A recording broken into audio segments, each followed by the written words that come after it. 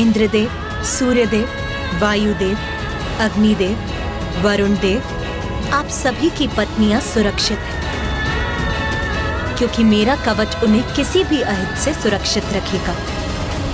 माता, आपका कोटि कोटि धन्यवाद। आपने कृपा कर हमारी सारी चिंताएं हर ली। माता, यदि सभी देवियां सुरक्षित हैं, तो क्या हम उन्हें अपने साथ लौटाकर ले जाएं? नहीं, अभी वो समय नहीं आया, क्योंकि शुंभ और निशुंभ के वध होने तक देवियां मेरे ही कवच के संरक्षण में गुफा में सुरक्षित रहेंगी।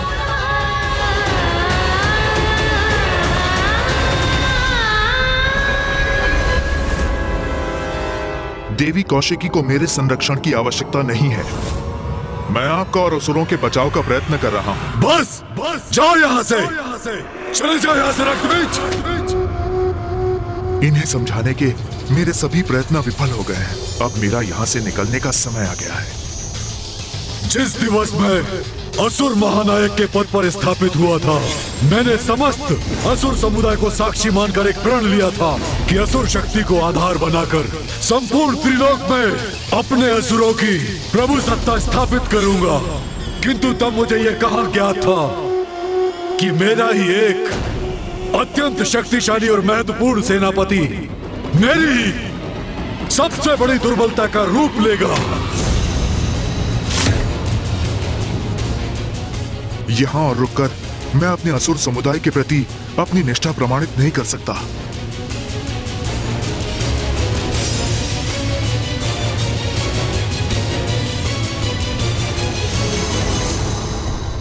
जाओ रक्तबीज, जाओ, भाग जाओ यहाँ से, क्योंकि तुम्हारा आज ये पलायन असुरों के साथ महाद्रोह है। किंतु ये तुम्हारा स्वभाव ही है। महान असुर सम्राट महिषासुर ने तुम्हें मंत्री बनाया, और जब उनका विकट समय आया, तुम उन्हें अकेला छोड़कर भाग गए। जो तुमने पूर्व में किया, वही तुम आज भी कर रहे हो। रक्तबीज, तुम पर धिक्कार है। मुझे तो प्रतीत होता है कि तुम असुर ही नहीं हो। अवश्य तुम्हारी मां ने भी असुरों के साथ द्रोह किया होगा और अपने चरित्र को देवताओं के साथ कलंकित किया होगा, और तुम उस कलंक का परिणाम हो रक्तबीज।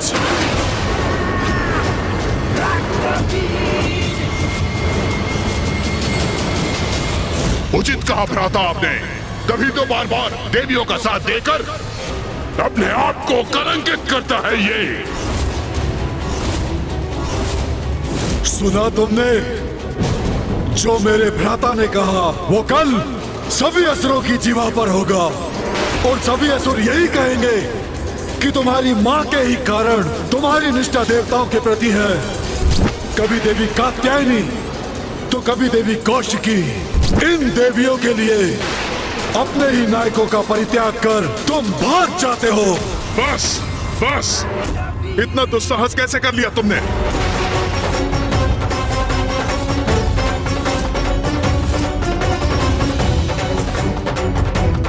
सभी सीमाएं लांघ गए हो तुम। मेरी मां के प्रति अपशब्द कहा तुमने। तुम्हें इसका दंड मिलेगा। अपने हाथों से तुम्हारा वध करूंगा मैं। स्तंभन! स्तंभन! स्तंभन!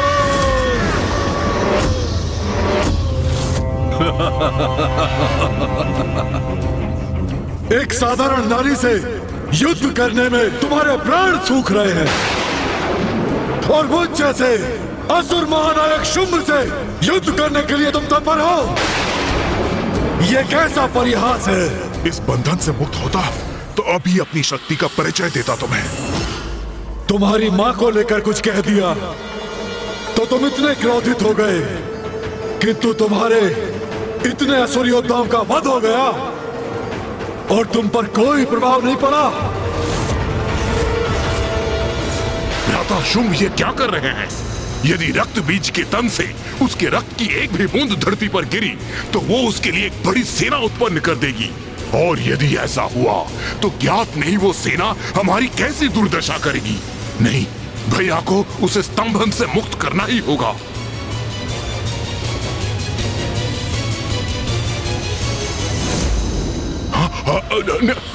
रुकिए भैया, उस स्तंभन से मुक्त कीजिए।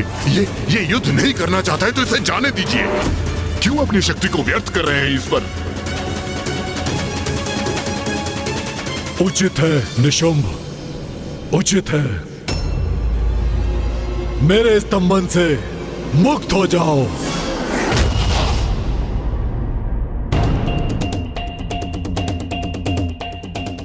आपके रोकने के पूर्व मैं देवी कौशिकी से युद्ध करने जा रहा था,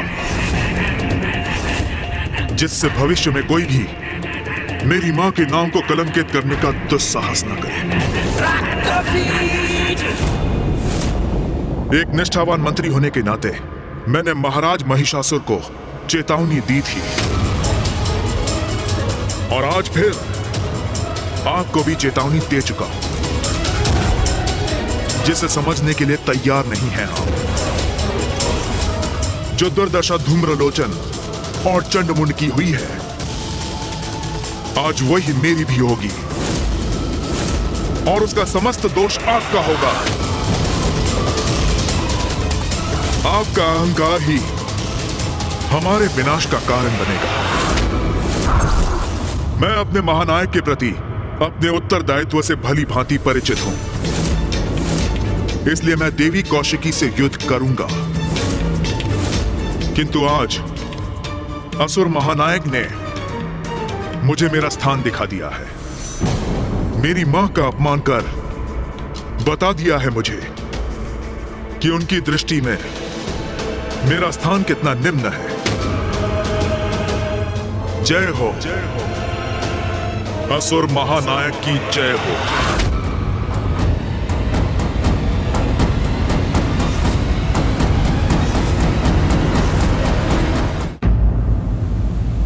देवगण, आप सभी के यहाँ से प्रस्थान का समय आ गया है।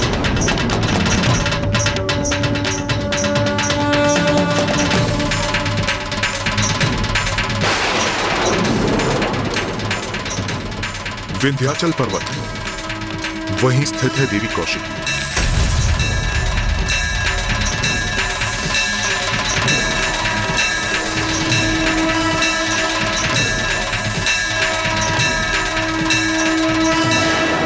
माँ, हमें यहाँ से दूर मत भेजिए।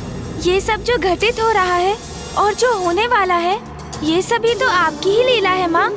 हमें भी यहाँ रहकर आपकी उसी लीला का प्रत्यक्षदर्शी बनने की अनुमति दीजिए माँ।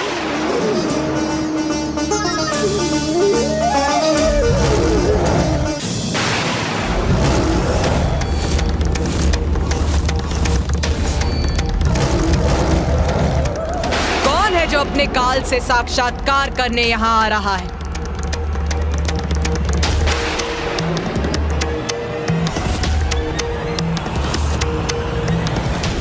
रक्त बीज, रक्त बीज।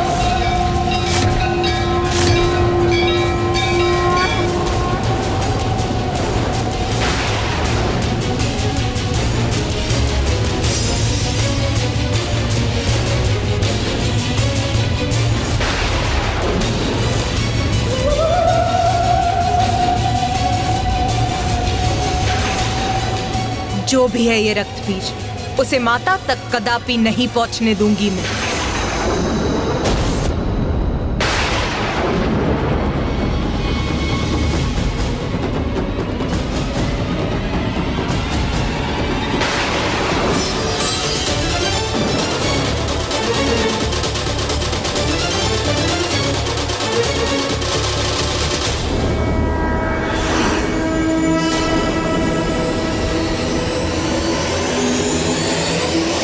जगत जननी,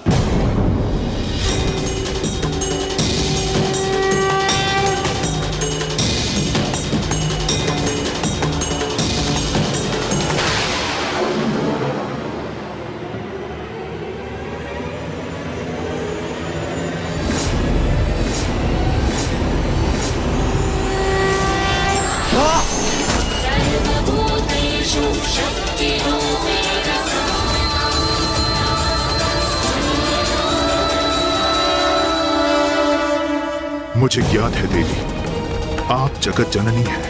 पूर्व में आप देवी कात्यायनी का रूप धारण कर प्रकट हुई थी और आप देवी कौशिकी के रूप में मेरे समक्ष हैं। रक्त बीज, मुझे ज्ञात है अपने भीतर उमड़े अंतर्द्वंद के किस बवंडर से जूझ रहे हो तुम।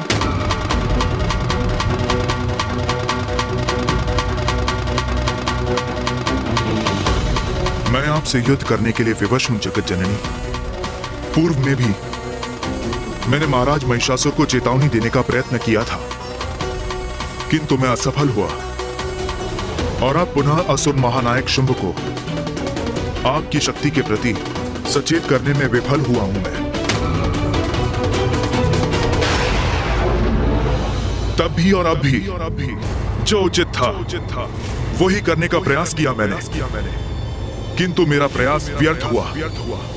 मेरे अपने मुझे द्रोही कहकर दुत्कारने लगे, मेरी मां पे आक्षेप लगाकर उनका अपमान कर रहे हैं। मैं उस कलंक से मुक्ति पाने के लिए असुर महानायक शुंभ के सेनापति के रूप में आपसे युद्ध करने के लिए यहां प्रस्तुत हुआ हूं।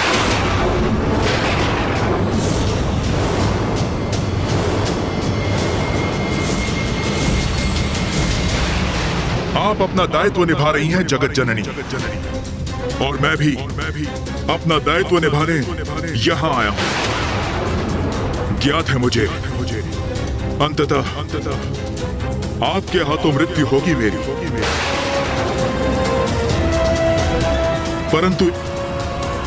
परंतु एक क्षीण सी संभावना मेरे जीवित रहने की भी अवश्य है। इस युद्ध को अपने जीवन का अंतिम युद्ध समझकर मैं अत्यंत उदास था माता, किंतु फिर यहां आते समय मेरे मन में एक विचार कौन था और मुझे प्रतीत हुआ कि मैं एक योद्धा हूं और एक योद्धा को अपने जय की आस, वो भले ही कितनी क्षीण क्यों ना हो, कभी नहीं त्यागनी चाहिए।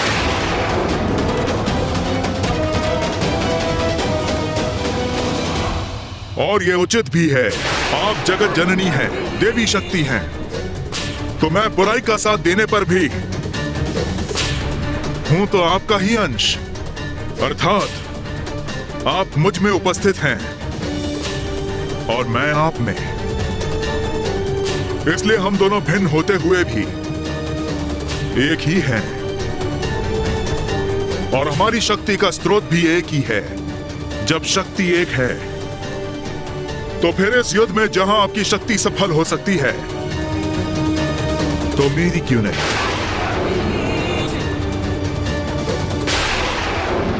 रक्त बीज, तुम्हारा जो कर्तव्य है तुम उसका पालन करो। यदि इस युद्ध में शेष रहा तो अपनी मां का प्रतिशोध अवश्य लूंगा शुंभ से, उसे मृत्यु दंड देकर आपकी इच्छा पूर्ण करूंगा मैं।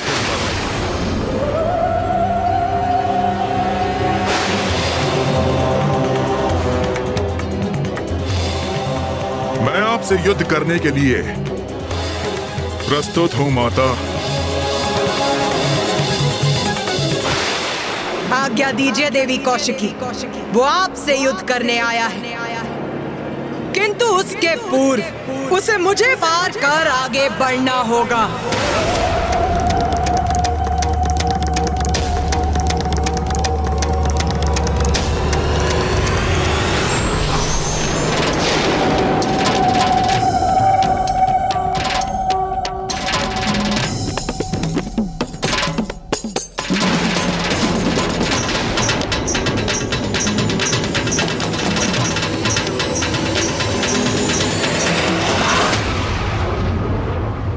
युद्ध करने आए हो ना यहाँ, तो उठाओ अपने अस्त्र शस्त्र, युद्ध करो मुझसे। मैं आपसे नहीं, देवी कौशिकी से युद्ध करने आया हूं। देवी कौशिकी तक पहुंचने के लिए सर्वप्रथम तुम्हें मुझसे आगे बढ़ना होगा, जो मैं कदापि होने नहीं दूंगी। देवगणों, भैया, मैं समझ नहीं पा रहा हूँ कि ये दुष्ट इतना संयमित क्यों है। युद्ध क्यों नहीं कर रहा है ये रक्त बीज? युद्ध तो मैं मात्र देवी कौशिकी से ही करूंगा। आप जाएं और उन्हें युद्ध के लिए मेरे समक्ष प्रस्तुत करें। मुझे आदेश देने का प्रयास कर रहे हो तुम? इतना दुस्साहस!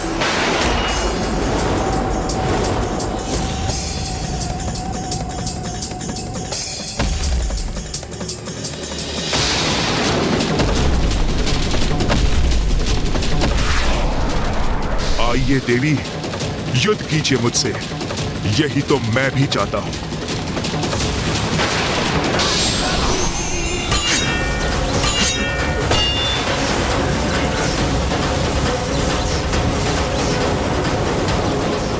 अपने अंत के लिए तैयार हो जाओ रक्तबीज।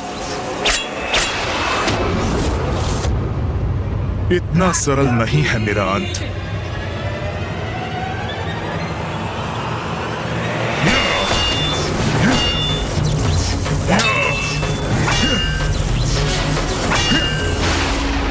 उस स्पर्धा में हमने जिस रक्तबीज को देखा था, ये उससे कितना भिन्न प्रतीत हो रहा है। इसमें आए इस परिवर्तन का क्या कारण हो सकता है? हाँ भैया, उसी का विचार तो मैं भी कर रहा हूँ। अभी तक माता पर एक वार तक नहीं किया है इस असुर ने। बस अपना बचाव। भैया, कोई तो बात है जो हम भूल रहे हैं।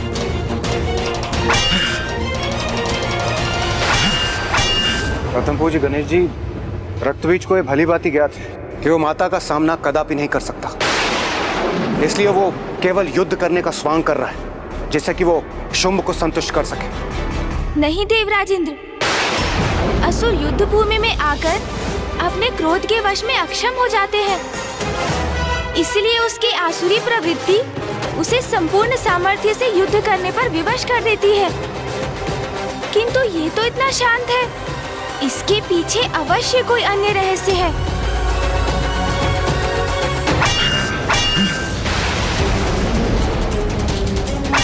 वार करो मुझ पर।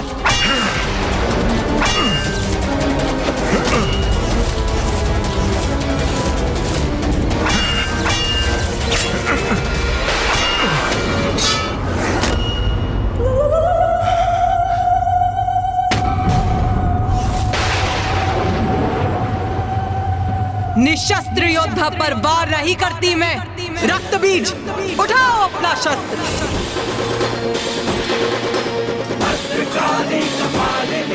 सुना नहीं? अपना शस्त्र उठाकर प्रस्तुत हो युद्ध में। उठाओ, वार करो मुझ पर।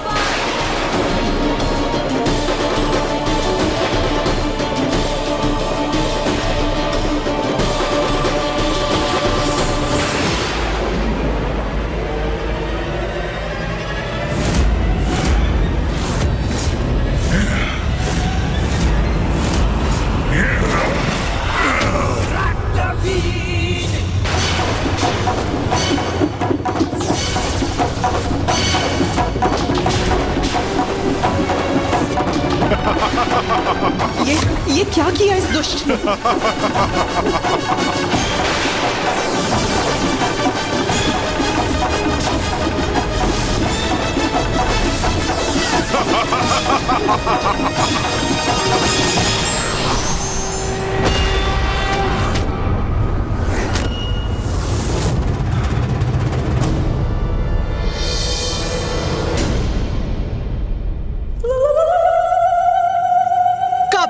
दुष्ट, तूने छल से देवी कौशिकी पर वार करने का दुस्साहस कैसे किया?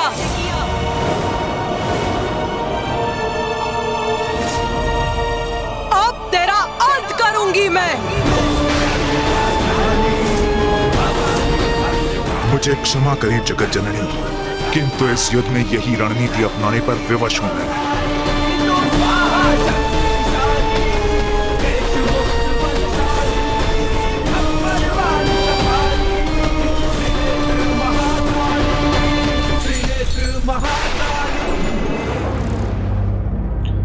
क्या हुआ भ्राता निशुंभ, इतने अधीर क्यों हो? महाराज शुंभ, क्या रक्तबीज युद्ध करेगा? इस बात का हम विश्वास कैसे कर सकते हैं? देवी देवी कह के गुणगान गाने वाला वो द्रोही कदाचित अभी उस देवी के चरणों में गिरकर भजन गा रहा होगा। ऐसा कुछ नहीं होगा भ्राता निशुंभ। ऐसा कुछ नहीं होगा। ऐसा नहीं होगा ये आप किस विश्वास पे कह रहे हैं? क्योंकि रक्त बीज के स्वभाव से भली भांति परिचित हूं। वो हमारे समान निर्लज्ज नहीं है। उसकी मां का अपमान कर हमने उसकी भावनाओं को ठेस पहुंचाई है, और वो मूर्ख अपनी मां के सम्मान के लिए अवश्य युद्ध करेगा, अवश्य करेगा। कहीं वो धूम्रलोचन, रूरू, महेश पौंड्रक और चंडमुंड के समान उसकी मृत्यु हो गई तो? कैसे होगी उसकी मृत्यु, जिसके रक्त के प्रत्येक बूंद से एक और रक्त बीज उत्पन्न होगा। उसका रक्त बहा तो सहस्त्रों रक्त बीज उत्पन्न हो जाएंगे उसके साथ युद्ध करने के लिए। इसलिए उसका अंत असंभव है। रक्त बीज पर प्रहार ही उसे और शक्ति प्रदान करेगा, उसे असुरों के शत्रुओं का अंत करने में सक्षम बनाएगा। समझे भ्राता निशुंभ? कुछ ही समय में रक्त बीज लौटकर अपने विजय की गाथा सुनाएगा।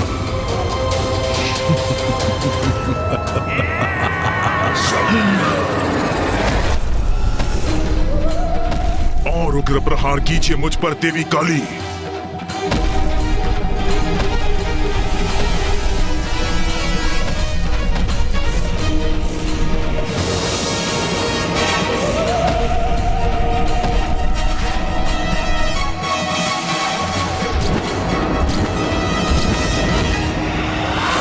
देवी कौशिकी पर छल युक्त प्रहार करने का उचित दंड प्राप्त होगा तुझे रक्त बीज।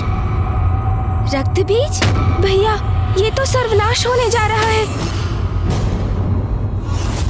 गणेश, क्या हुआ? तुम इस प्रकार इस असुर का नाम क्यों ले रहे हो?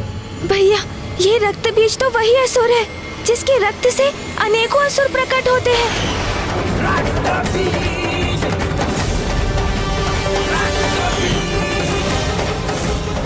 तो ये है उसकी चाल। वो माता को क्रोधित कर रहा है, जिससे वो उस पर वार करे और उसका रक्त बहे, और जिससे उसके प्रतिरूप उत्पन्न हो और उसकी सहस्त्रों असुरों की सेना प्रकट हो जाए।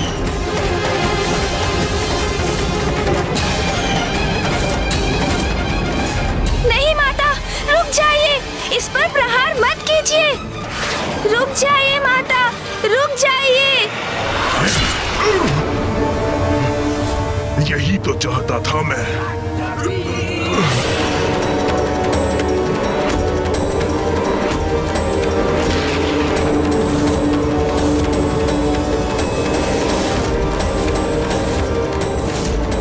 देवी काली, ये कैसा अनर्थ हो गया आपसे?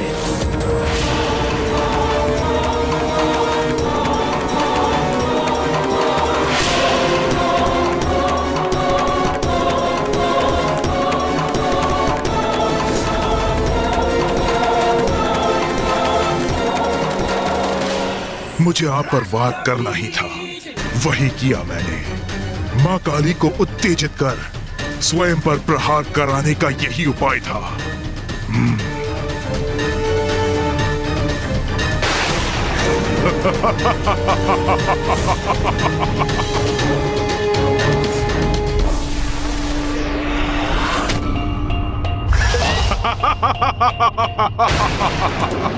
ये है रक्त बीज की शक्ति माता। ये कैसा आभास हो रहा है मुझे?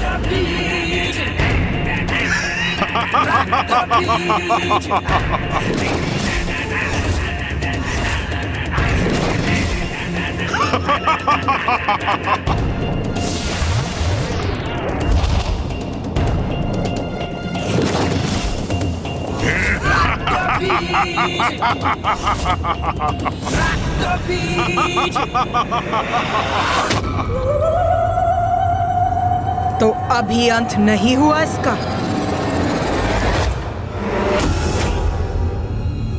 माँ को घेर लिया है रक्त बीज के उन प्रतिरूपों ने। अब माँ इन सहस्त्रों असुरों का अंत कैसे करेंगी?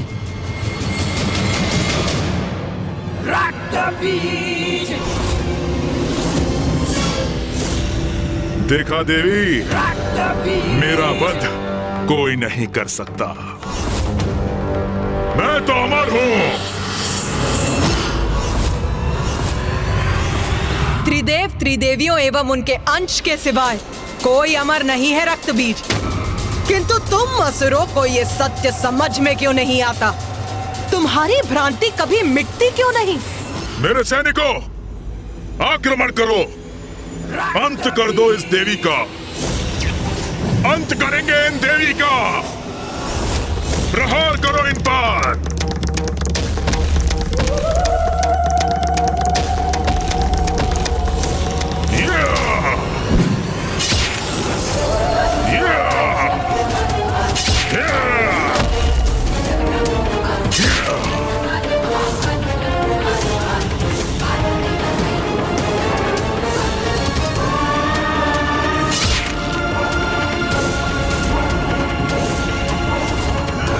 कितनी भी संख्या में प्रस्तुत क्यों ना हो जाओ, किंतु मैं तुम सभी का वध करूंगी।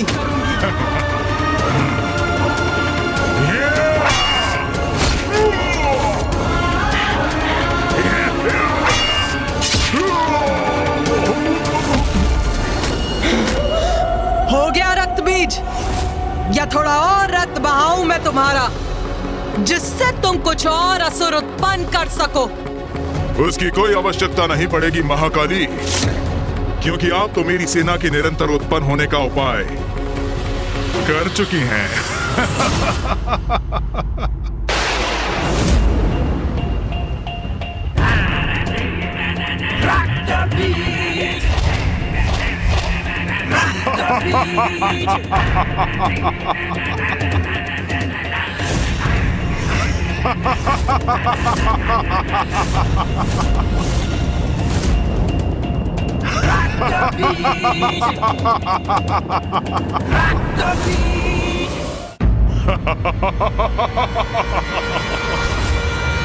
ये असुर तो निरंतर उत्पन्न होते रहेंगे, इनका तो कभी अंत ही नहीं होगा। हाँ गणेश, तुम उचित कह रहे हो गणेश।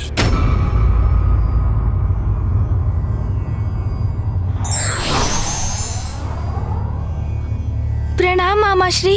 प्रणाम मामाश्री श्री हरि नारायण।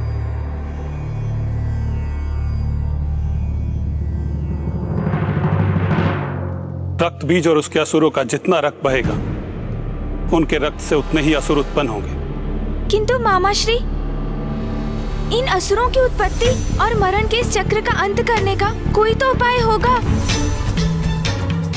मेरी भी यही आशा है। मात्र आशा से नहीं, कर्म से कुछ होगा मामाश्री, क्योंकि कर्म किए बिना मात्र आस लगाए रहना, ये तो दुर्बल करते हैं। मैं इस प्रकार हाथ पर हाथ धरे निष्क्रिय होकर माँ को एक ऐसा युद्ध करते नहीं देख सकता जिसमें माँ का प्रत्येक प्रहार एक और बड़ा संकट उत्पन्न कर रहा है।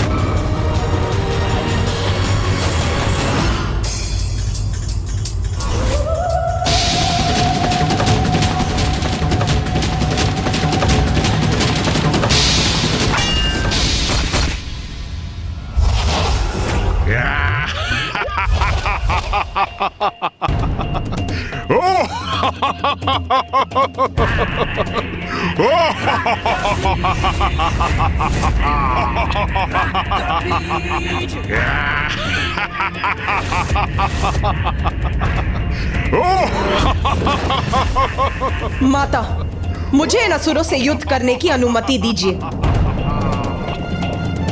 आगे बढ़ेंगे, विजयी होंगे, रुकेंगे नहीं हम। आक्रमण!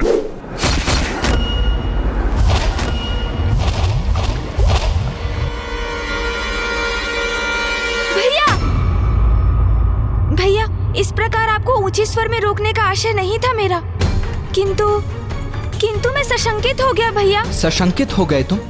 क्यों गणेश? कि कहीं आप माँ और इस असुर के मध्य युद्ध में हस्तक्षेप ना कर बैठे। किंतु यही तो उचित कर्म है ना गणेश। यदि माँ के स्थान पर कोई और स्त्री भी होती तो धर्मपरायण योद्धा का धर्म तो उनकी सहायता करना ही होता ना। किंतु भैया वो कोई साधारण स्त्री कहाँ है? ये तो माँ के प्रति आपका स्नेह है, जिसके कारण आप उनकी क्षमता को अनदेखा कर रहे हैं। मैं अनदेखा कर रहा हूँ? क्या अनदेखा कर रहा हूँ मैं गणेश? यही भैया कि आप भी उनके एक भाग ही हैं। वो तो स्वयं संपूर्ण है, तो एक भाग संपूर्णता का सहायक कैसे हो सकता है?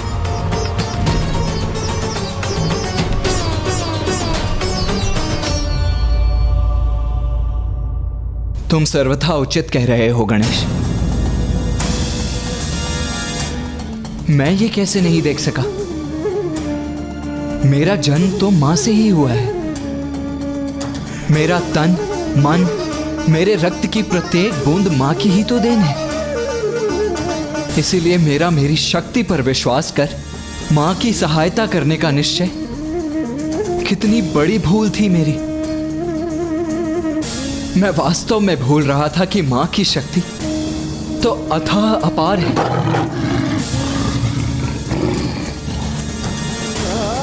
जैसे सागर का जल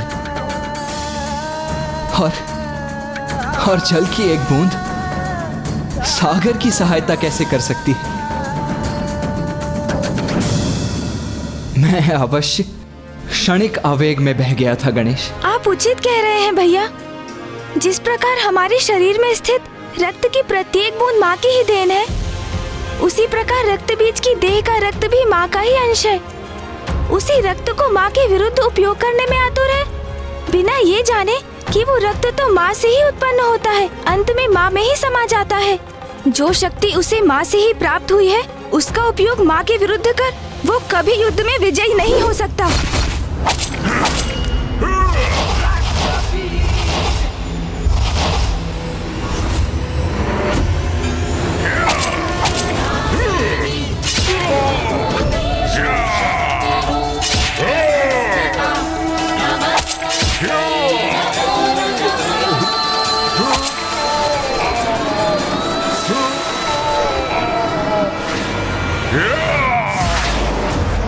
अब ये कैसी ध्वनि है? किसका आगमन हो रहा है?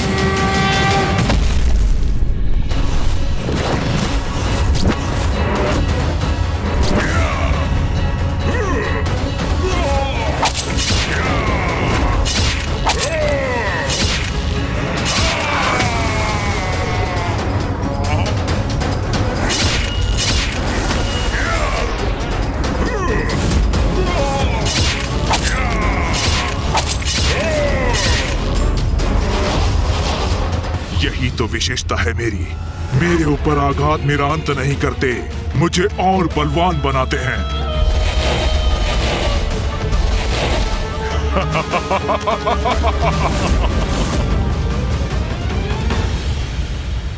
इस प्रकार तो ये असुर निरंतर उत्पन्न होते रहेंगे, इनका कभी अंत ही नहीं होगा। गणेश जी, आप उचित कह रहे हैं। इस प्रकार तो ये युद्ध अनंत काल तक ऐसे ही चलता रहे।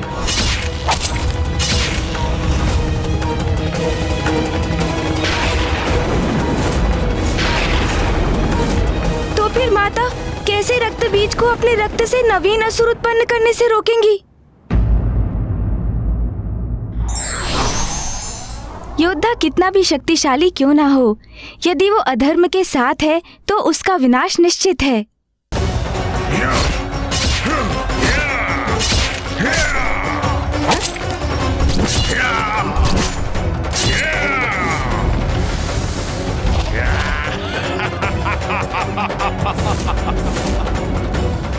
इस प्रकार तो ये असुर निरंतर उत्पन्न होते रहेंगे, इनका कभी अंत ही नहीं होगा। माता कैसे करेंगी इनका संहार? योगनियो, योगनियो,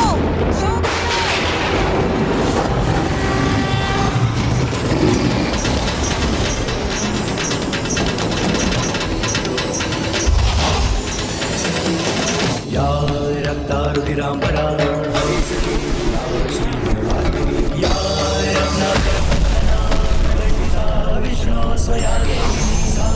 पातु मनोरमा भगवती लक्ष्मीश्च परमावती।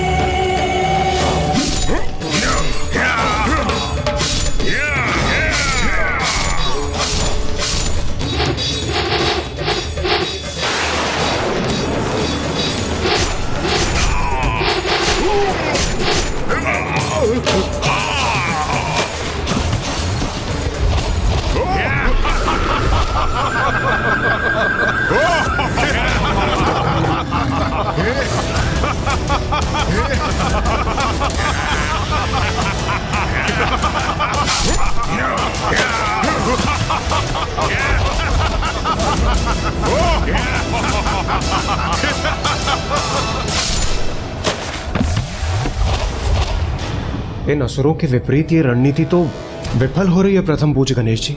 नहीं देवराजेंद्र, मां कभी विफल नहीं हो सकती। इसीलिए आप अपने इन नकारात्मक विचारों को त्याग दीजिए।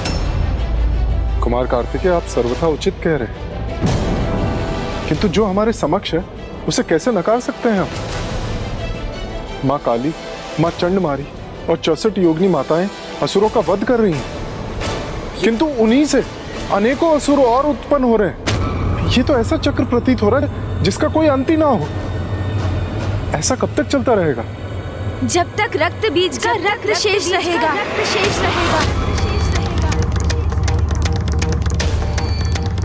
हाँ, यह तो उचित है। यदि रक्त बीज का रक्त ही शेष न रहे तो फिर तो कोई अन्य असुर उत्पन्न ही नहीं हो सकता।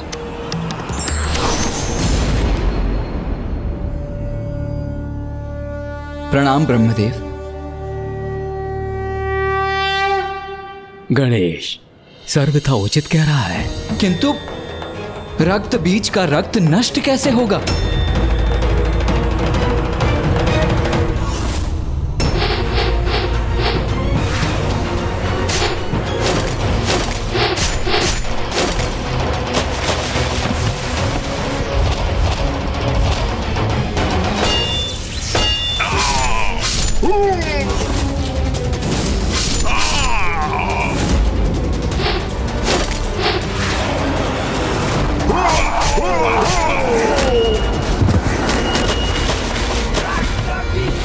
देवी काली, इनका रक्त पान करो, रक्त पान करो, रक्त पान करो, भक्षण करो इनका, भक्षण करो इनका।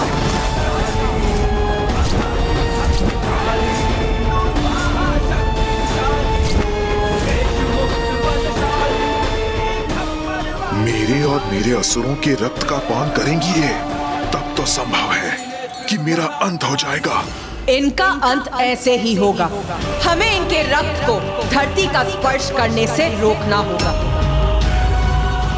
तभी नवीन रक्त बीज उत्पन्न नहीं होंगे।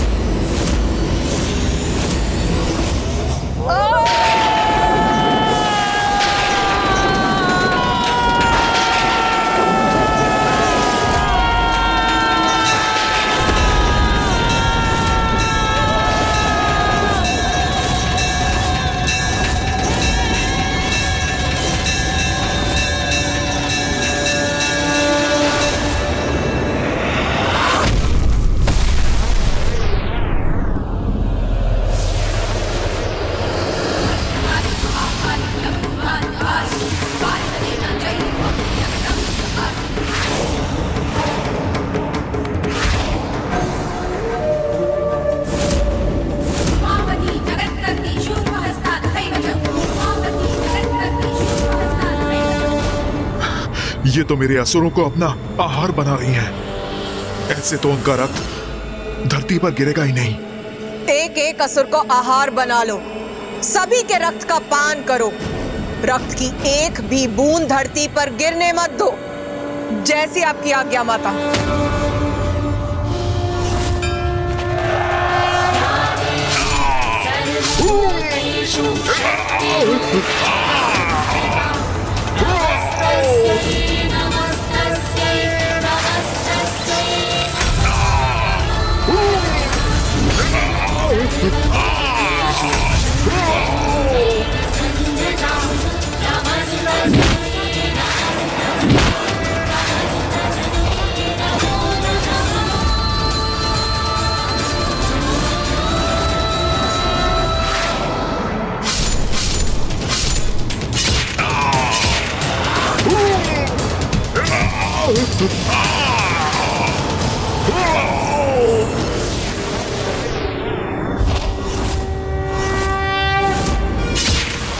इन असुरों का रक्तपान अकेले कैसे करेंगी माँ काली?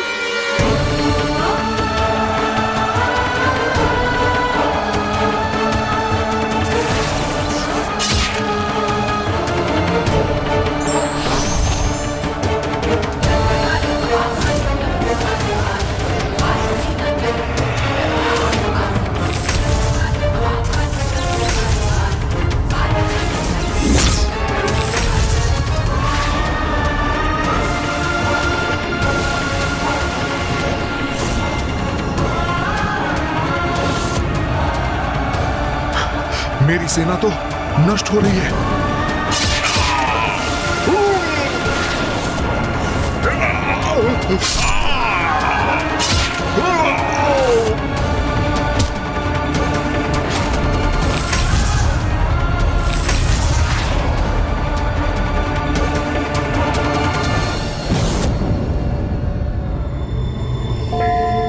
माँ महाकाली तो अपने उग्रतम रूप में है।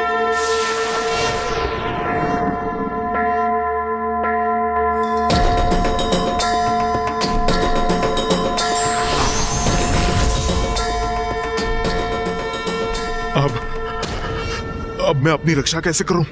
रक्त बीज, अब तुम्हारे रक्त का पान करूंगी मैं। बहुत बड़ी मूर्खता की है तुमने। माता आदि शक्ति की शक्ति से परिचित होने पर भी तुम शुंभ के कुचक्र में फंस गए। अपनी माता के सम्मान के लिए तुम जगत जननी से युद्ध करने के लिए प्रस्तुत हो गए। इतना भी विचार नहीं किया कि वो तो सभी की माता है, तुम्हारी माँ की भी। ये युद्ध सर्वथा अनुचित था। भक्त नहीं, भीरू हो तुम। भक्ति के कारण नहीं, भय के कारण जगत जननी का सम्मान करते रहे। और फिर जब तुमने ये समझा कि माता की ही शक्ति सभी जीवों में समाहित है, तो अपनी धूर्ततापूर्ण कुतर्क से तुमने ये कैसे सोच लिया कि तुम्हारी शक्ति उनके समान है। फिर देवी कात्यायनी द्वारा महिषासुर वध को भूलकर तुम इस युद्ध में अपनी सफलता की कल्पना करने लग गए। अधर्मी कितना भी शक्तिशाली क्यों ना हो जाए, उसका सर्वनाश निश्चित है, क्योंकि माता उसी का साथ देती है जो धर्म का पालन करता है। रक्त बीज, तुम तो शुंभ और निशुंभ से भी अधिक आसुरी हो। वो तो अज्ञानी है। अपने अहंकार के कारण वो कभी सत्य को समझ ही नहीं सकते, किंतु तुम्हें तो सत्य ज्ञात था, फिर भी इतना अभिमान कर रहे थे तुम, जिसका उचित दंड दूंगी तुम्हें। मैं तुम्हारा भक्षण कर अंत करूंगी तुम्हारा।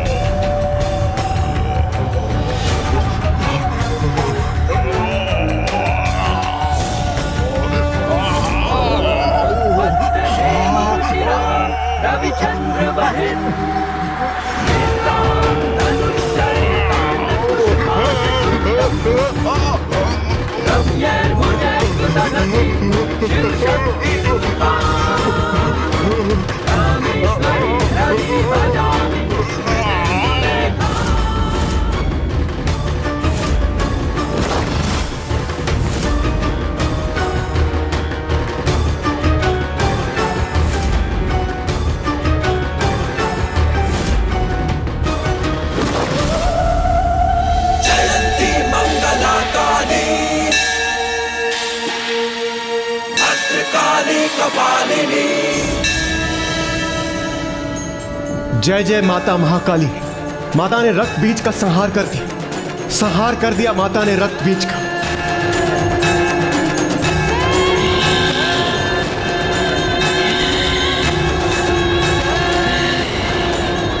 माता ने रक्त बीज का संहार तो कर दिया, किंतु किंतु क्या गणेश जी? किंतु माता के क्रोध का अंत अभी नहीं हुआ है।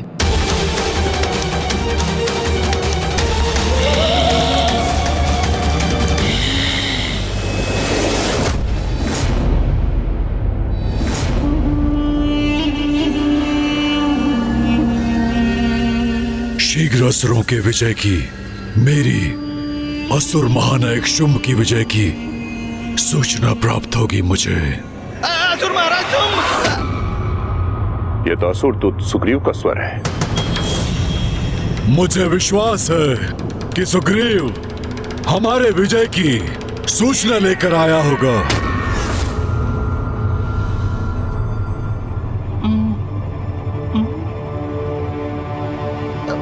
महाराज, मुझे अभी ज्ञात हुआ देवी काली ने रक्त बीज और उसके संपूर्ण सेना का अंत कर दिया।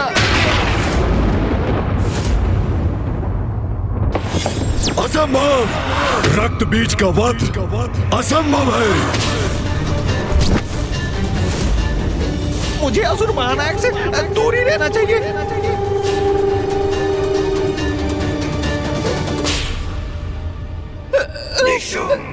रक्त बीज का अंत कैसे हो सकता है? उसका रक्त बहता है तो अनेक रक्त बीज उत्पन्न होते हैं। उसका रक्त बहे बिना उसका कोई अंत कैसे कर सकता है? उनका रक्त नहीं बहने दिया देवी काली ने। मेरी सूचना के अनुसार उन्होंने उनका और उनकी संपूर्ण सेना का भक्षण कर लिया। भक्षण? अर्थात देवी काली ने उन्हें अपना आहार बना लिया। और समाचार तो ये भी है कि अब देवी काली ने निशुंभ, खेचर और उसकी संपूर्ण सेना को अभी इसी क्षण भेजो वहां और उन्हें आदेश दो कि वो जाए और उसका वध कर दे। भ्राताशुम, आपने विचार कर लिया है ना? आपको पूर्ण विश्वास है? क्या ये उचित होगा? असुर महाराज, मुझे सुनने की कृपा कीजिए। ना ही मुझे कुछ सुनना है और ना ही कोई विचार करना है। बस मेरे आदेश का पालन किया जाए। जाओ, खेचर और उसकी सेना को भेजो और काली का वध करने का आदेश दे दो। जाओ। असुर महाराज देवी काली से उत्पन्न संकट को समझ ही नहीं पा रहे हैं। रक्त बीज के वध के पश्चात मां काली की रक्त पिपासा और भी तीव्र हो चुकी होगी और अब खेचर और उनके असुरों को उनके निकट भेजने का अर्थ है सीधे मृत्यु के मुख में प्रवेश कराना।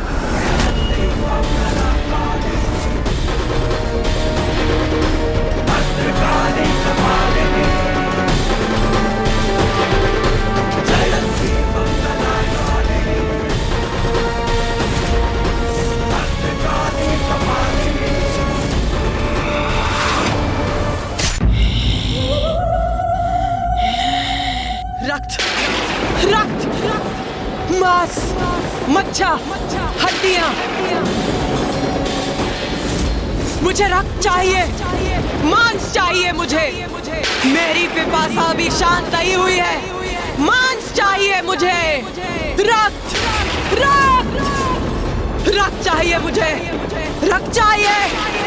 रक्त से ही मेरी पिपासा शांत होगी। रक्त दो।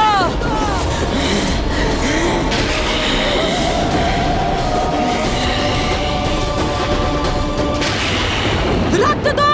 रक्त, रक्त। भूखी हूं मैं, भूखी हूं। रक्त, रक्त दो मुझे।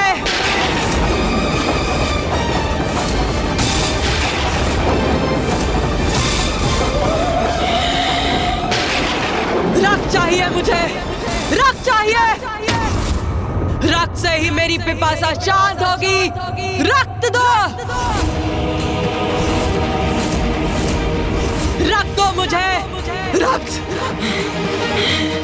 माता तो और भी उग्र होती जा रही हैं। हमें उन्हें शांत कराने का प्रयत्न करना चाहिए। रक्त चाहिए मुझे। रक्त चाहिए।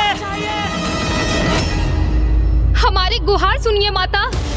शांत हो जाइए माता, कृपा करके शांत हो जाइए। शांत हो जाइए, शांत हो जाइए माता, कृपा करके शांत हो जाइए माता, शांत हो जाइए। ये उचित है। योगिनी माताएं माँ से अनुरोध कर रही है कि वो शांत हो जाए। उनकी पुकार अवश्य सुनेंगी माता, अवश्य शांत होंगी वो, है ना मामा जी? मैं तुम्हें कैसे बताऊं गणेश, जितना प्रतीत हो रहा है उतना सरल ये है नहीं। रक्त की भूखी काली को शांत करना कभी भी इतना सरल नहीं रहा।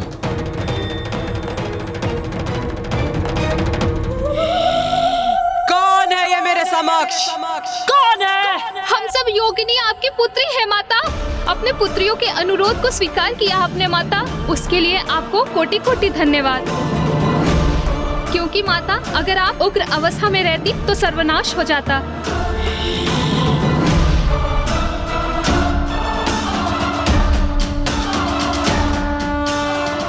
भोजन, मेरा भोजन बनोगी तुम सभी, मेरा आहार बनोगी।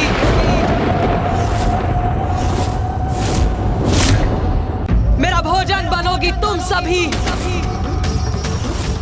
मैं तुम्हारे रक्त का पान करूंगी। रक्त, रक्त दो मुझे। क्या कह रही है माता? हमारे रक्त का पान करेंगे वो? मुझे रक्त चाहिए, रक्त।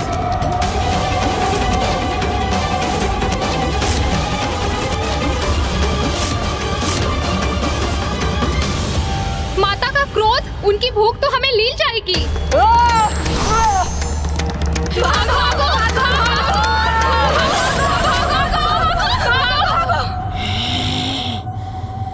माता की उग्रता के कारण ये कैसा अनर्थ होने जा रहा है? हाँ गणेश जी, माता तो अपनी योगिनियों का ही भक्षण कर रही है। रक्त चाहिए, रक्त चाहिए, रक्त चाहिए, रक्त, रक्त, रक्त चाहिए मुझे। सर्वनाश का सूचक है ये। देवी काली की उग्रता शांत नहीं हुई है, अभी तो और बढ़ गई है। रक्त चाहिए, रक्त चाहिए मुझे, रक्त चाहिए। उनकी रक्त पिपासा ने उनकी चेतना को अपने वश में कर लिया है। अब वो मात्र अपनी रक्त पिपासा से ही प्रेरित हैं। रक्त चाहिए, रक्त, और रक्त, रक्त चाहिए। मामा जी, फूफा जी, कुछ कीजिए, अन्यथा माता योगिनी माताओं का भक्षण कर जाएंगी। मैं यहाँ खड़े होकर ये अनर्थ होते हुए नहीं देख सकता। माता मेरा अनुरोध अवश्य सुनेंगी। मेरी प्रार्थना सुन वो अवश्य शांत होंगी। मुझे प्रयास करना चाहिए। गणेश, गणेश कहाँ चला गया?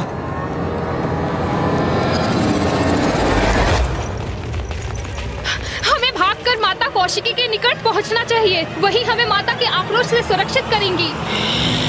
कहा न मैंने, तुम सभी मेरा भोजन बनोगी। मुझसे बचकर कहाँ जा रही हो? कहाँ जा रही हो? मेरे मुख में प्रवेश करो, आहार बनो मेरा। क्षमा कर दीजिए माता।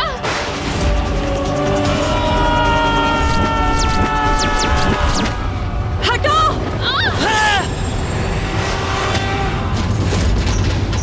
मुझे क्षमा कीजिए माता, मैं तो बस योगिनियों की रक्षा करने का प्रयास कर रही हूँ। धृष्टता की है तुमने, मेरे भोजन को मुझसे दूर करने का अपराध किया है। अब तुम बनोगी मेरा भोजन।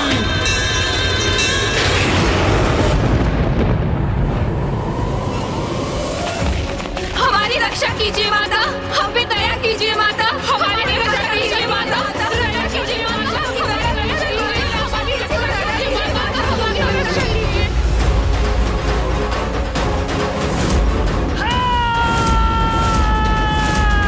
रुक जाइए माता। गणेश, गणेश,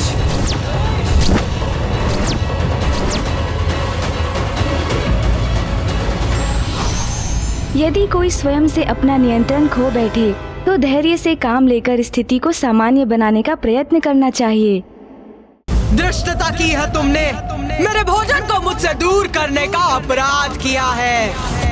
अब तुम बनोगी मेरा भोजन।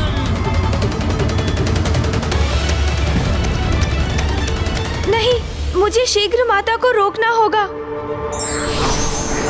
गणेश,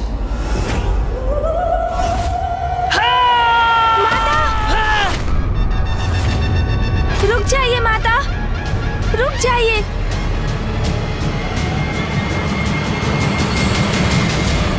गणेश, माँ काली के निकट चला गया। कहीं अब वो भी संकट में ना आ जाए।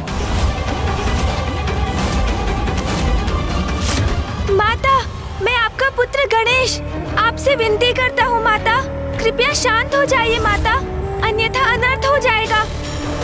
माता आप जाइए।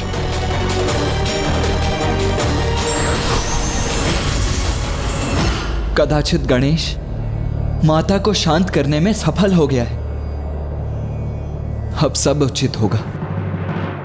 कौन हो तुम? किसी गणेश से परिचित नहीं हूँ मैं, मुझे भूख लगी है।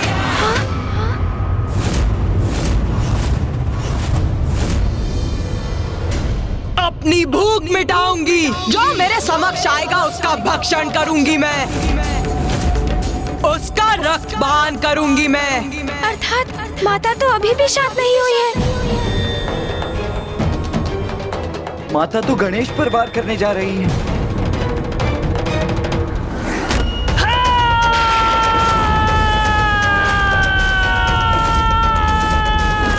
अनुज गणेश!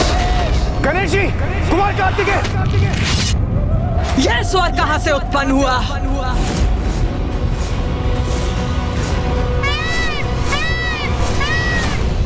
गणेश, ये क्या करने जा रहे थे तुम?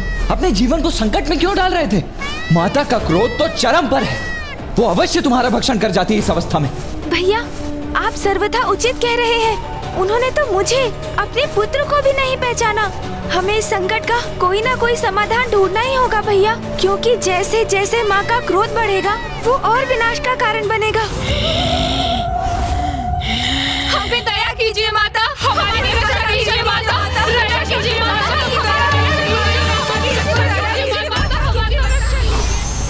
गणेश जी, कुमार कार्तिकेय, आप कुशल तो है ना? हम दोनों कुशल हैं देवराजेंद्र। माँ,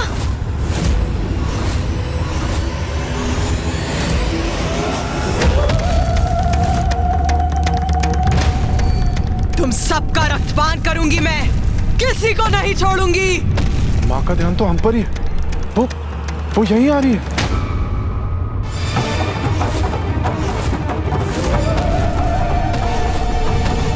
अब हम संकट में हैं। माता कहीं हमारा रक्तपान करने तो नहीं आ रही?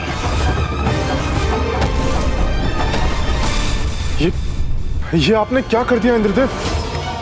गणेश जी की रक्षा तो कुमार कार्तिकेय ने कर ली, किंतु ऊंचे स्वर में आपने उन्हें पुकार कर आपने माता का ध्यान हमारी ओर आकर्षित कर दिया। अब उन्हें ज्ञात हो गया है कि हम सभी इस टीले पर स्थित हैं। अब कहीं हम सब माँ का भोजन ना बन जाए। सूर्यदेव, आप उचित कह रहे हैं। अब तो हम सभी संकट में पड़ सकते हैं।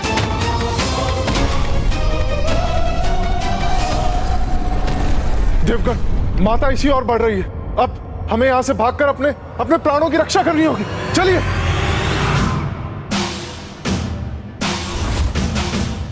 भागिए देवगण, भागकर स्वयं को सुरक्षित कीजिए।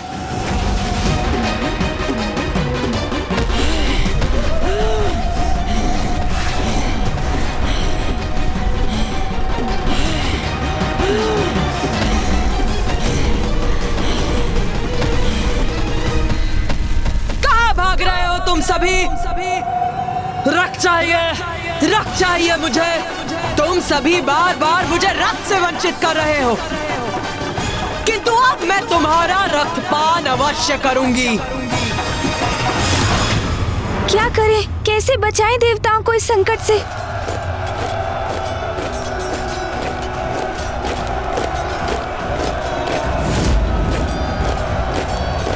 असुरों की पंजाब?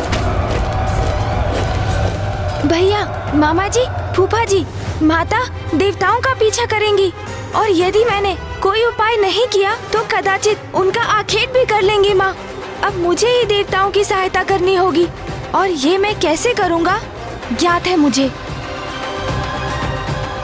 इसलिए जब तक मैं लौटकर नहीं आता, आप सब यही मेरी प्रतीक्षा कीजिए।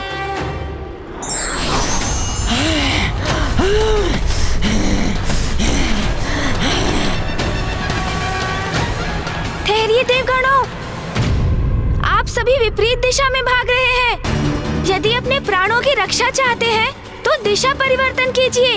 गणेश जी, हम माता काली से अपनी रक्षा कर रहे हैं, उनका भोजन बनने से अपने आप को बचा रहे हैं, तो हमें इसी दिशा में भागना होगा ना। सूर्यदेव, बिना विलंब किए मेरा सुझाव स्वीकार कीजिए और मेरे पीछे आइए। गणेश जी, उस दिशा में जाना हमारे लिए आत्मघात के समान होगा। ये आप हमसे क्या करवा रहे हैं? हाँ प्रभु, ये आप क्या कर रहे हैं? काली का भोजन तो मैं भी नहीं बनना चाहता, तो फिर उधर क्यों जाए प्रभु? मेरा विश्वास कीजिए आप सभी और चलिए मेरे साथ देवगणों। प्रथम पूज्य गणेश जी ले जा रहे हैं तो उचित ही होगा। वो हमारी सुरक्षा सुनिश्चित करेंगे। हमें उनके अनुसार उसी दिशा में आगे बढ़ना चाहिए। सारे देवगण तो इसी ओर आ रहे हैं। रक्तपान, मुझे इनका रक्तपान करना है। गणेश सभी देवताओं को माता की ओर क्यों ले जा रहा है? रक्त चाहिए मुझे। तुम सभी का भक्षण कर अपनी रक्त पिपासा बुझाऊंगी मैं। शीघ्रता से इस शिला के पीछे छिप जाइए देवगणों, ताकि आप सब माता की दृष्टि से बच सके।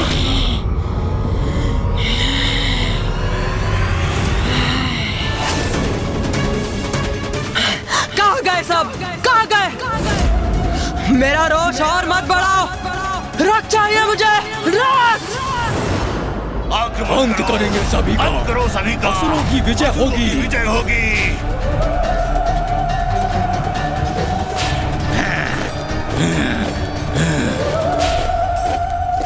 गणेश जी, आपका कोटि कोटि धन्यवाद।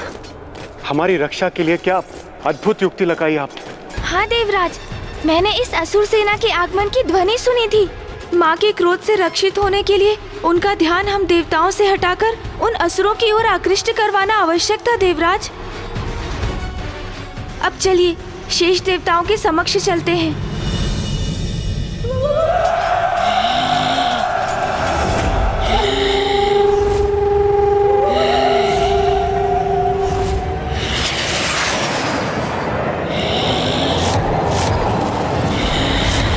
मैं हूँ खेचर, असुर महानायक शुंभ का विशेष सैनिक, और मेरे माध्यम से असुर महानायक ने तुम्हारे लिए एक अति विशेष संदेश भेजा है, और वो संदेश है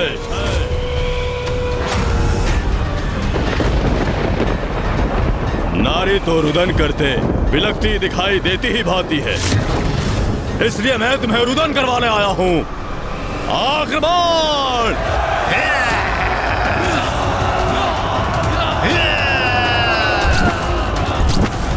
मामा जी, फूफा जी, माता को शांत करने का कोई उपाय तो होगा। भैया, माता की क्रोधाग्नि को केवल एक वही है जो शांत कर सकते हैं, और वो है पिताश्री।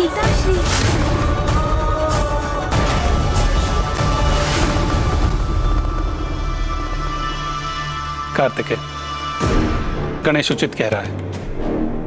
किंतु पिताश्री तो गहन तपस्या में लीन है। वो यहाँ आकर माता को शांत कैसे करेंगे? अपने यत्न से तुम्हें अतिशीघ्र महादेव को तप से जागृत करना होगा, अन्यथा रक्तपान करते करते देवी काली और उग्र होती जाएंगी और उनकी उत्पन्न ऊर्जा से महाविनाश होगा। हाँ गणेश, जो भी करना है शीघ्र करना होगा, अन्यथा कुछ शेष नहीं रहेगा। देवी काली से उत्पन्न ऊर्जा प्रलय का रूप ले लेगी।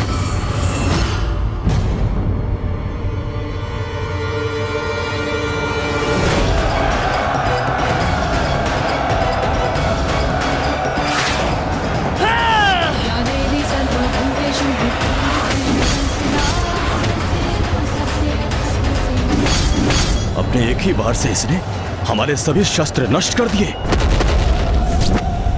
किंतु अब मैं इसे नष्ट करूंगा। आक्रमण! आओ असुरो, आओ! उचित समय पर शुंभ ने भेजा है तुम्हें मेरे निकट। भूखी हूं मैं, रक्त पान करूंगी तुम्हारा और बुझाऊंगी अपनी रक्त पिपासा। भूखी हूं मैं, आओ!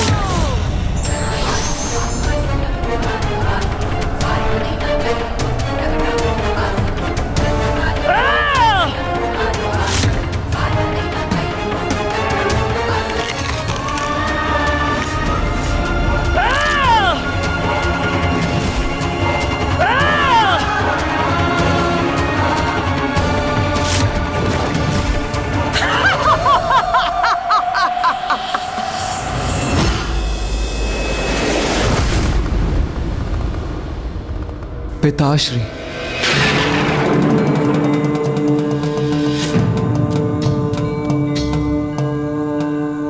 पिताश्री। भैया, हमें जो भी करना है बहुत सावधानी से करना होगा। किस सावधानी की बात कर रहे हो तुम गणेश? अब सावधान रहने के लिए हमारे पास समय ही कहाँ है? मुझे भी ज्ञात है भैया, किंतु हम पिताश्री को ऐसे ही अचानक उनके इस गहन ध्यान से नहीं निकाल सकते। उसके प्रति तो हमें सावधान रहना ही होगा, क्योंकि पिताश्री का क्रोध भी कम नहीं। यदि अपने ध्यान में बाधा पड़ने के कारण वो क्रोधित हुए तो?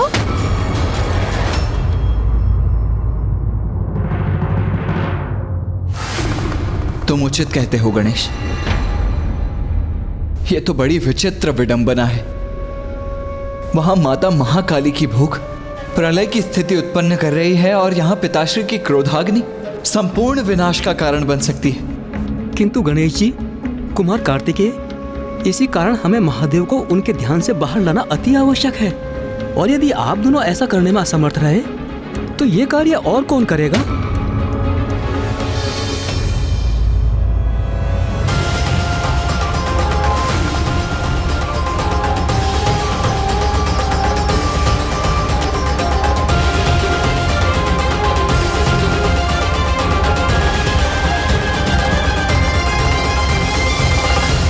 ऋषि मार्कंडे, आप करेंगे ये कार्य?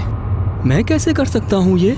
हाँ ऋषिवर, आप पिताश्री के सच्चे भक्त हैं। आपके हृदय की शुद्धता, आपके मुख से प्रस्फुटित होने वाले वचन बनते हैं। आपकी सरल और शुद्ध भक्ति के इस पावन स्थान से, आपके हृदय से, यदि आप महादेव के परम भक्त अपने भक्तिपूर्ण वचनों से उन्हें ध्यान से बाहर लाएंगे तो पिताश्री कभी कुपित नहीं होंगे। हाँ ऋषिवर, अब तो आप ही ये दुर्गम कार्य साध कर संसार को संकट से मुक्त कर सकते हैं।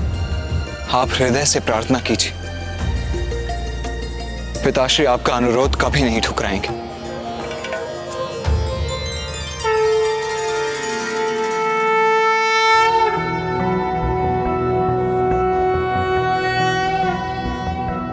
नागेन्द्रहाराय त्रिलोचनाय भस्मांगरागाय महेश्वराय नित्याय शुद्धाय दिगंबराय तस्मै नकाराय नमः शिवाय।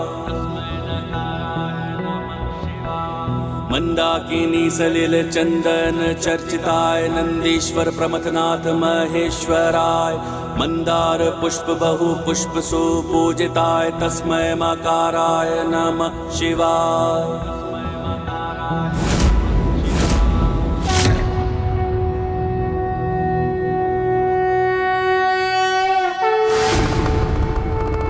शीघ्रता कीजिए पिताश्री, समय बहुत ही अल्प है।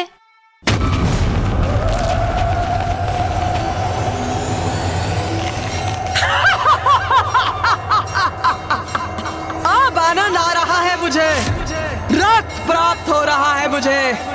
इन असुरों का भक्षण कर अपनी भूख मिटा रही हूँ मैं। आओ!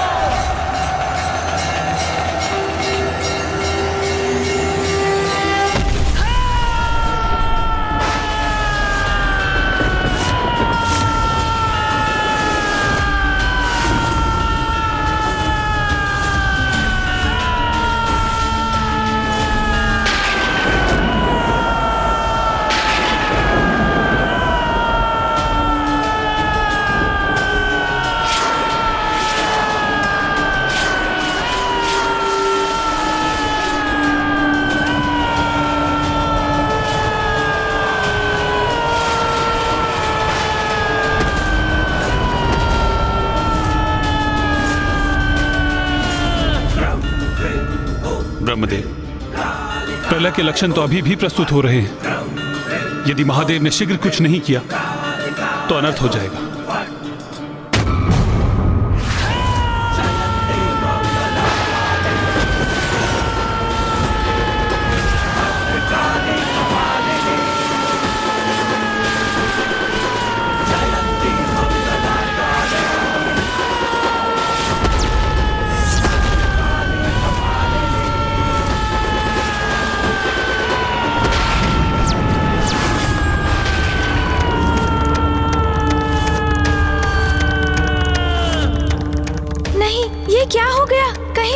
कोई क्रोधित तो नहीं? हमें क्षमा कर दीजिए पिताश्री, किंतु हमें और माँ को आपकी आवश्यकता है।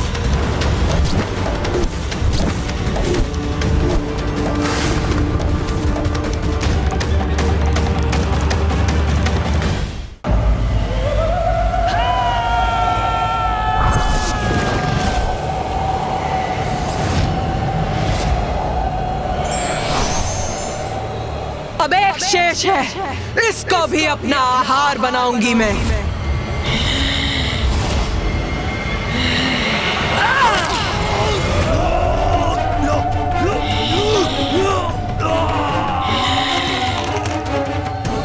इन सभी का अंत हो गया। कि तू और रक्त चाहिए मुझे, और रक्त चाहिए मुझे। अभी भी बहुत भूखी हूं मैं, बहुत भूखी हूं मैं। रक्त दो मुझे।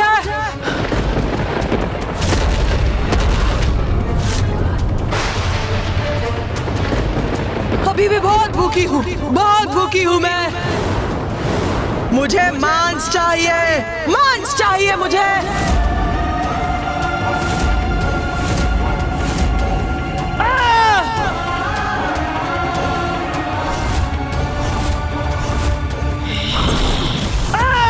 रक्त चाहिए, रक्त चाहिए मुझे। उमा, उमा,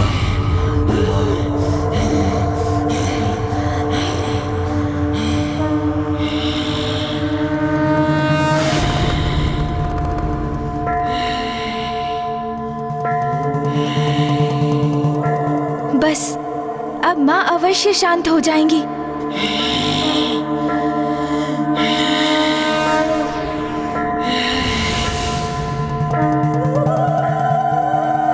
उमा, शांत हो जाइए प्रिय।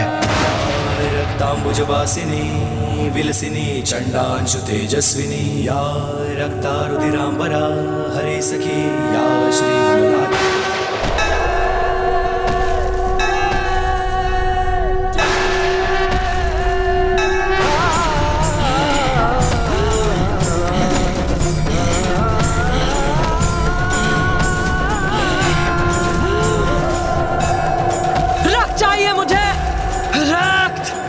ये क्या? माँ को तो पिताश्री की उपस्थिति का भी आभास नहीं।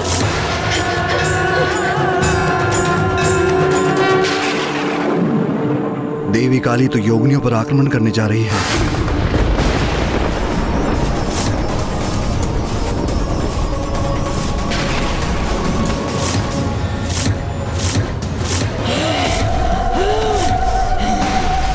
हमारी रक्षा कीजिए माता, हम पे दया कीजिए माता, हमारी रक्षा कीजिए माता, दया कीजिए माता, हमारी रक्षा कीजिए। अब तो तुम्हें रोकने का सिर्फ एक ही उपाय शेष है प्रिय। माँ की ऐसी प्रचंड मनोदशा में पिताश्री भी कैसे रोकेंगे उन्हें? अब क्या करेंगे पिताश्री?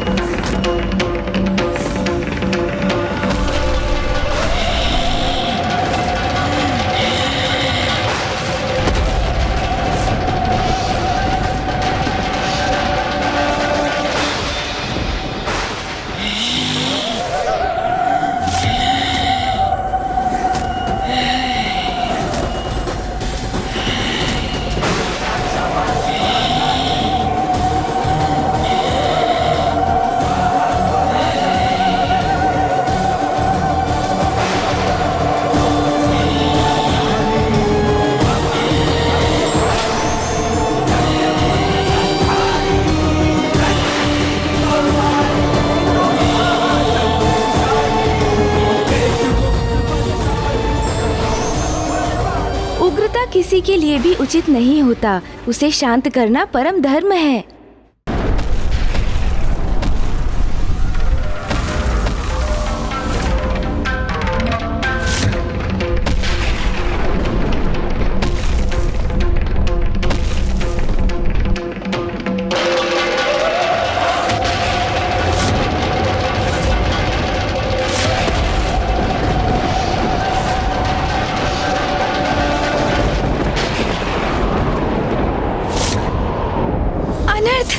कैसा घोर अनर्थ हो गया ये। माता ने अपने आवेश में पिताश्री के वक्ष पर ही पांव रख दिया। ये कैसी भूल, कैसा अपराध हो गया हमसे। पिताश्री माँ के क्रोध से आहत हो, ये तो हमारा आशय कदापि नहीं था। केवल पिताश्री ही माँ के आवेश को शांत कर सकते हैं, इसीलिए हमने उनसे यहाँ आने का अनुरोध किया। किंतु ये तो उसके विपरीत ही हो गया है। नहीं पुत्र गणेश, नहीं कार्तिकेय, कुछ भी विपरीत नहीं हुआ है। जो हुआ है उचित हुआ है। देखो गणेश, तुम्हारी युक्ति सार्थक रही। अपने हृदय को शांत करो और देखो, जिस प्रयोजन से महादेव यहां आए थे उन्होंने वही तो किया है।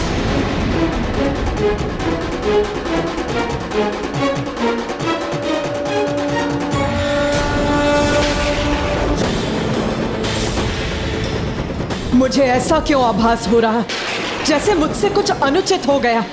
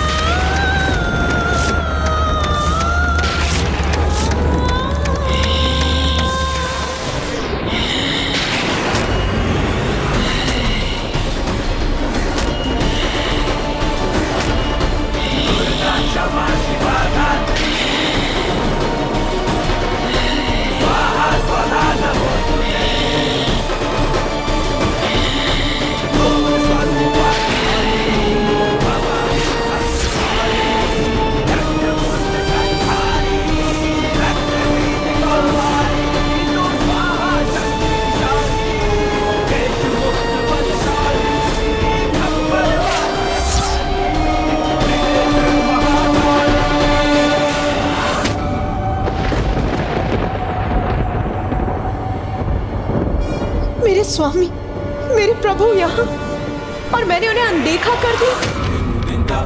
ये कैसा अनर्थ हो गया मुझसे। मेरे स्वामी, मेरे प्रभु पर ही अपना पांव धर दिया मैंने। ये अपराध मुझसे कैसे हो गया।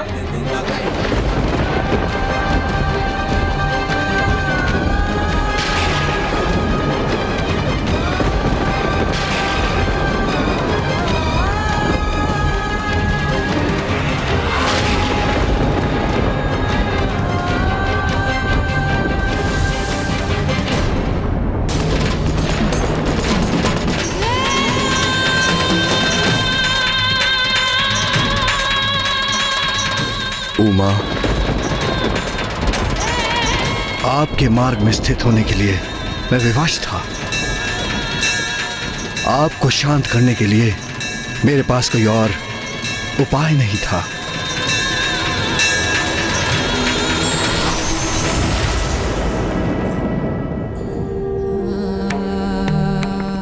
मुझे क्षमा कर दीजिए प्रभु, क्षमा कर दीजिए मुझे। आपको क्षमा मांगने की कोई आवश्यकता नहीं है प्रिय। ये मत भूलिए प्रिय कि शिव और शक्ति तो एक दूसरे से भिन्न है ही नहीं। जैसे सूर्य से उसका प्रकाश, अग्नि से उसका ताप, हम तो समस्त संसार में संयुक्त रूप से व्याप्त रहते हैं, एक दूसरे के पूरक हैं। जब आप उग्र होती हैं तो मैं आपको शांत करता हूं, और जब मैं उग्र होता हूं तो आप मुझे शांत करने का कर्तव्य निभाती हैं। हमारे मध्य किसी प्रकार के दंभ और अपराध बोध का कोई स्थान नहीं है प्रिय।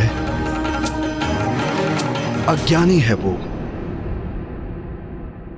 जो पुरुष को नारी से अधिक महत्व देते हैं। और आज की घटना के बाद ये सब उन सब के लिए बहुत बड़ी सीख है। सत्य तो यही है कि नारी की शक्ति से रहित पुरुष शक्तिहीन है। नारी जब भी अन्याय के विरुद्ध खड़ी होती है तो उसका क्रोध प्रलय भी ला सकता है। तब पुरुष को अपना अहम त्याग कर यदि आवश्यकता हो तो उनके समक्ष नतमस्तक होकर उनके क्रोध को शांत करना चाहिए।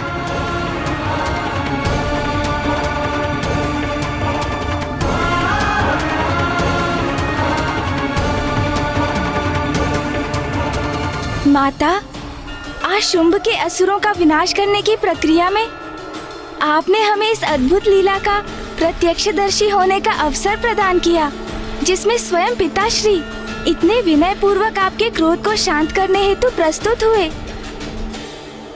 हम कृतार्थ हुए माँ।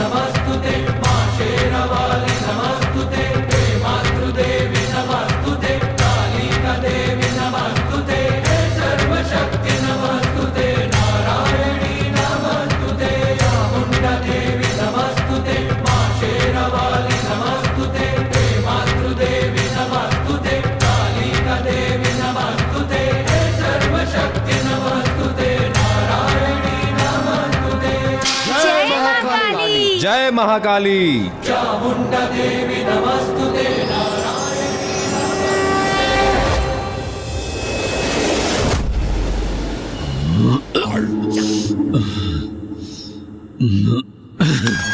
स्वर्गाधिपति शुंभ का मुकुट कोई नहीं छीन सकता। धूम्रलोचन का अंत हो गया। मेरे चंडमुंड भी शेष नहीं रहे। रक्त बीज का भी वध हो गया। मेरे इन महान योद्धा सेनापतियों का वध किसने किया? किसने किया? किसने किया ये सब कुछ? उस एक तुच्छ नारी ने।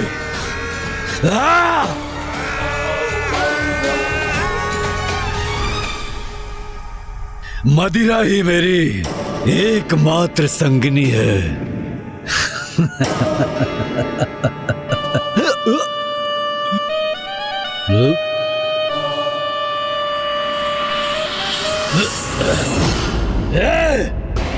कौन है वहां? मुझे प्रकाश पीड़ा पहुंचाकर अशांत करने का दुस्साहस कर रहा है। मैं हूं असुर महानायक, आपका भ्राता, आपका प्रधान सेनापति निशुंभ। भ्राता निशुंभ?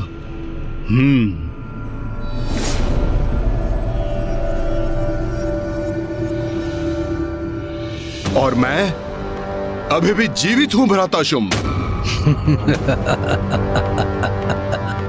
जीवित हो अभी भी, किंतु कितने समय तक जीवित रहोगे? कदाचित तुम्हें खो देने का दुख सहना ही होगा मुझे। भ्राता, कितने समय तक जीवित रहूंगा? ये कैसा प्रश्न है भ्राता शुंभ? और मुझे खोने से आपको दुख होगा? कब से इस नकारात्मकता के सागर में डूबने लगे? नकारात्मक सोच।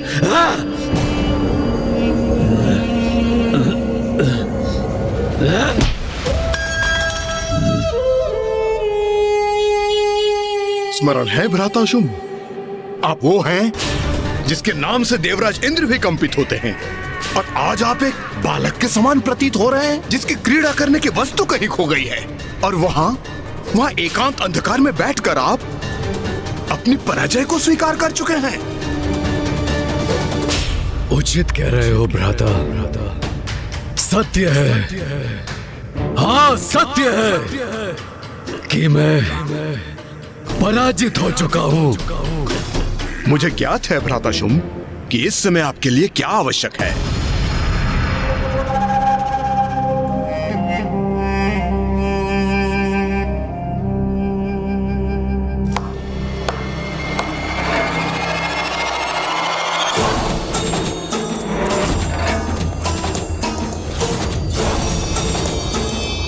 ये सेविकाएं क्यों आ रही हैं यहाँ?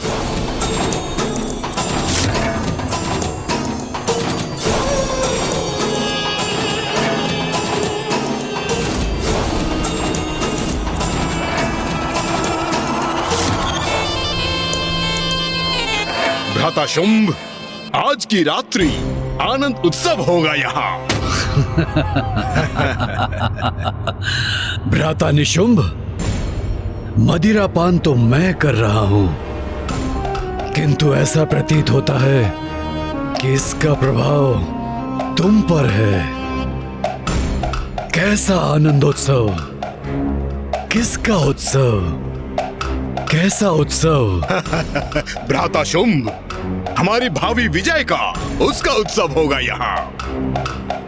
तो क्या हुआ यदि युद्ध में हमारे कुछ सेनापतियों का अंत हुआ? युद्ध में तो क्षति होती ही है, कुछ सैनिकों का भी अंत होता है। किंतु कल मैं स्वयं जाऊंगा देवी कौशिकी से युद्ध करने के लिए।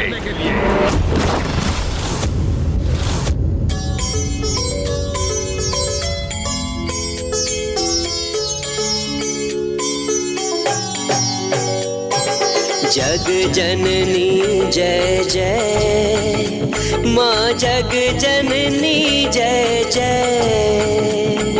भयहारिणी भवतारिणी, भयहारिणी भवतारिणी, भवभामिनी जय जय। माँ जग जननी जय जय।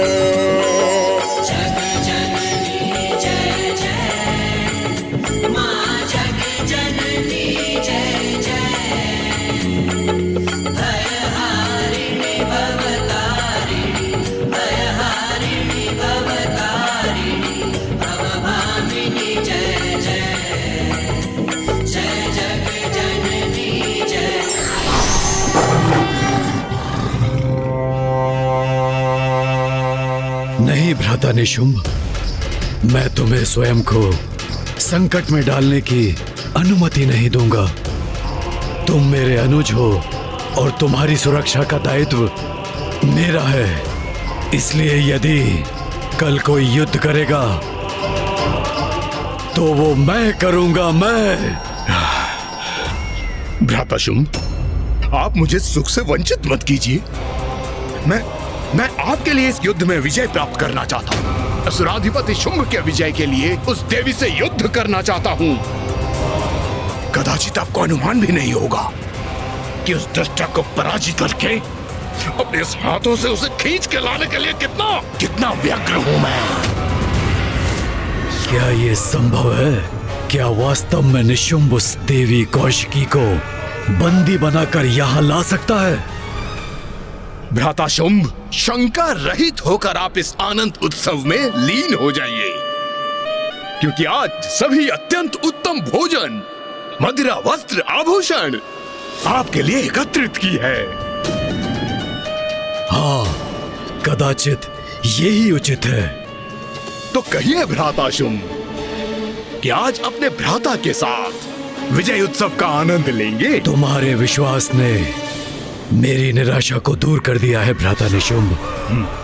आज की रात्रि उत्सव होगा, हमारी विजय का उत्सव होगा। तो लीजिए भ्राता, आपके लिए मैं सर्वश्रेष्ठ उपहार प्रस्तुत करता हूँ।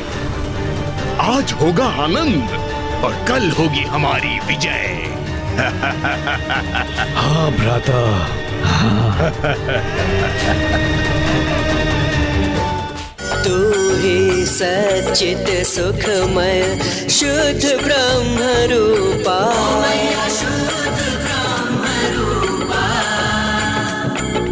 सत्य सनातन सुंदर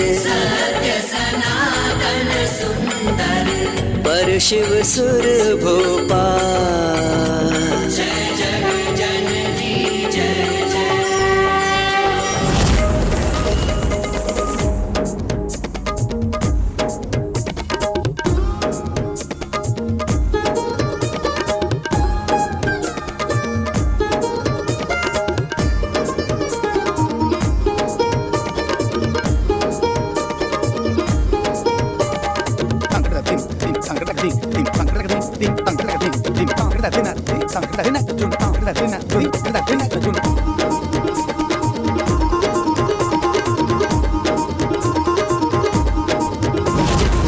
आदि अनादि अनामय अविचल अविनाशी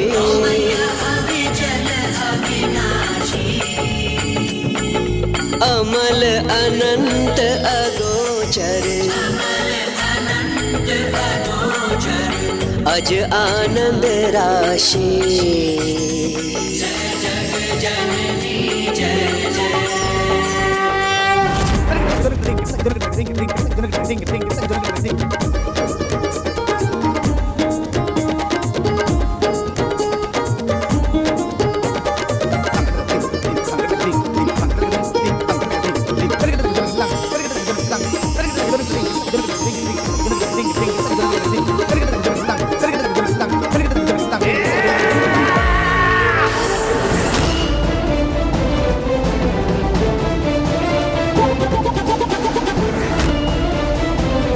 आनंद आ रहा है, अति आनंद आ रहा है।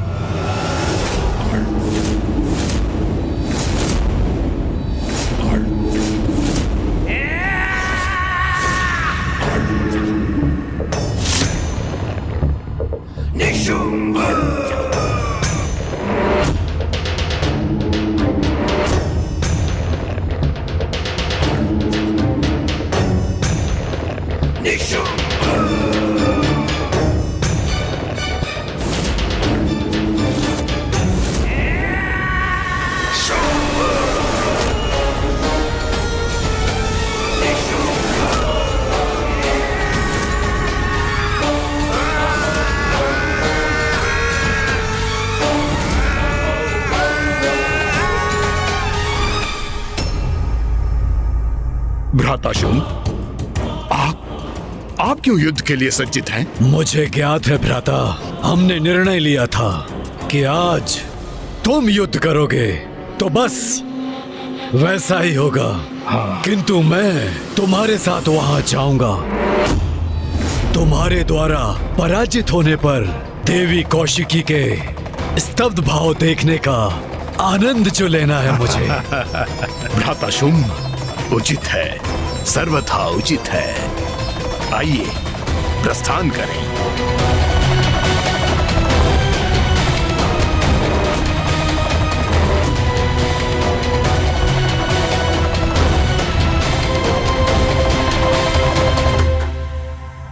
वो रहा, वही है विंध्याचल पर्वत। अच्छा, तो यही स्थान है। वहाँ छुपी बैठी है देवी कौशिकी। प्रतीक्षा करो देवी, हम शीघ्र ही तुम्हें बंदी बनाने आ रहे हैं।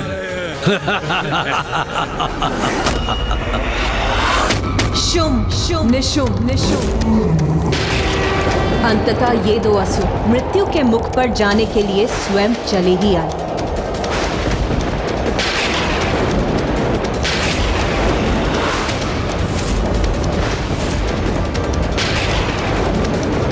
अभी तो आकाश पूर्ण रूप से निर्मल था, उजला था, फिर अचानक प्रकृति में इतना परिवर्तन कैसे आ गया? ये काले मेघ कैसे उत्पन्न हो गए?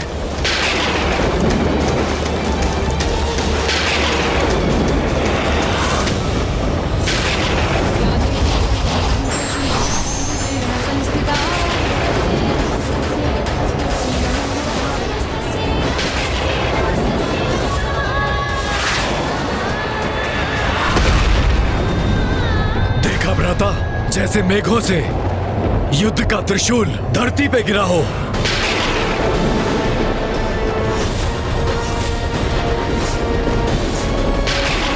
ये काले मेघ, ये भयंकर गर्जना, उसके साथ ये भीषण विद्युत प्रवाह, ये अचानक से कैसे उत्पन्न हो गए?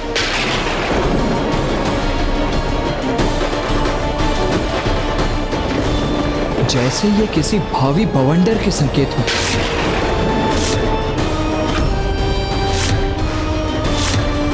अब एक निर्णायक युद्ध के आरंभ होने का समय आ चुका है, किंतु वो युद्ध इस भयंकर बवंडर से सहस्त्रों गुना अधिक घातक और महाविनाशकारी होने वाला है।